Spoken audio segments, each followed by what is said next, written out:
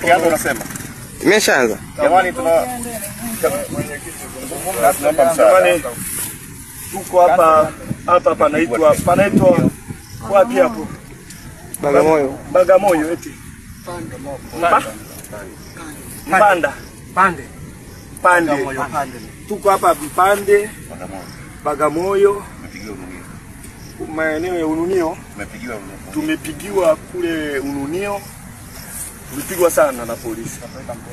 Walipomaliza kutupiga wakatupeleka Ambweni, kituo cha polisi. Wamekaa na sisi pale karibia masaa 3 wakatuambia ingieni kwenye gari.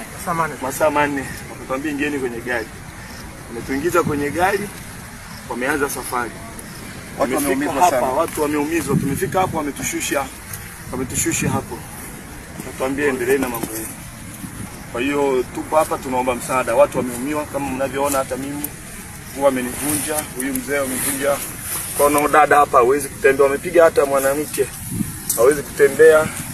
Kisa tu ni kuhudhuria mahakamani, kuhudhuria kwenye kesi ya mwenyekiti wetu, na hakuna fujo yote tumefanya. Tumeenda tu tunaambiwa ingia kwenye gari. Tunaomba msaada. Tuko Bagamoyo.